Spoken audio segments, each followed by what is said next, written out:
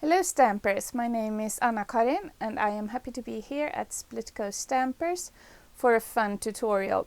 We've all had those occasions where we get stray embossing powder in places where we don't want it, and it can be quite annoying. But for this tutorial we are going to embrace the stray embossing powder and even create some on purpose. Let's start. I used the Thoughtful Flower stamp set by Simon Says Stamp, but you can also use other types of stamps. And you'll need some waterproof ink and some embossing ink, and then also the white embossing powder. So next you'll need some watercolor paper and tags, or you could make a card. I also used this large dot stencil by Simon Says Stamp, and various colors of distress ink. And you need ink blending tools and paint brushes. So to start with, I stamped this crocus flower on watercolor paper twice with jet black ink.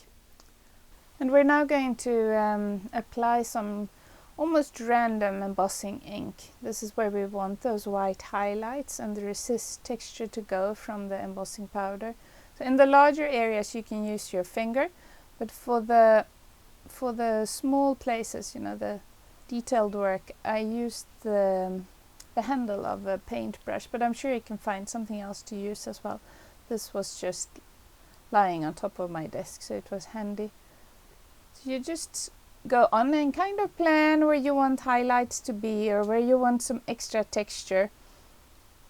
You won't really see what you're doing, but that is part of the fun with this process. It's difficult to control it completely, so you'll never get exactly the same look twice.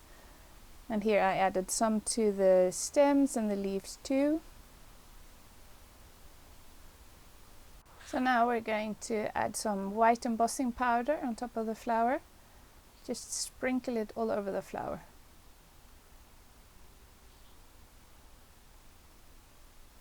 And if you get embossing powder covering some of the lines, for instance, that where you don't want it, you can remove it with a paintbrush. Be careful when you melt the powder so that you don't burn yourself. I melted my powder off camera.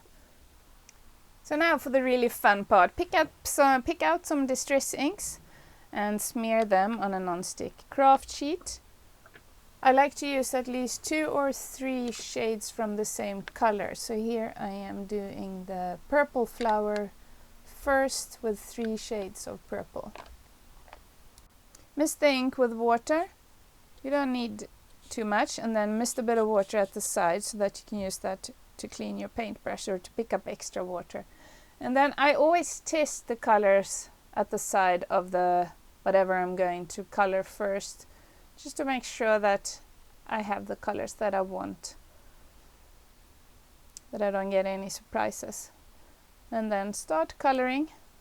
I usually start with the lightest shade and then gradually add the darker shades and shadows.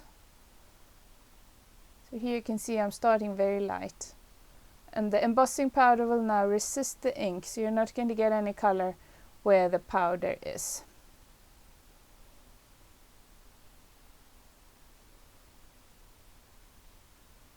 I always have a paper towel next to me when I'm doing this so that I can wipe off some of the ink or dab off some of the water on the paintbrush if I feel that there's too much water.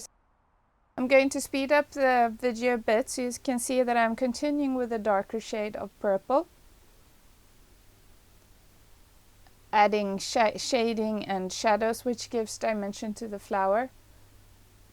And then now I'm using the darkest chipped sapphire, which has got more of a blue tint, so that's why it works well for the shading part.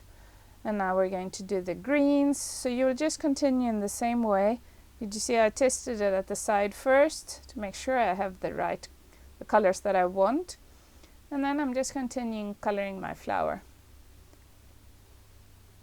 And now for the next one I used pink and red and just did the same thing as before, starting with a lighter pink And the more water you use, the lighter the color you will have. So you can get a lot of shades from just one color ink pad. And here is now a bit of red.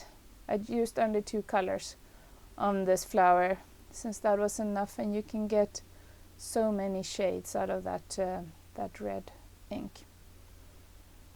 And then again the green, just like before, and I also colored a blue flower, which I did before I made the video, so you'll see some of that in the stepped tutorial. So here you can see all the 3 flowers, and the embossing powder creates a really nice random both texture and highlight, so it preserves that white so that the flowers look dimensional and interesting.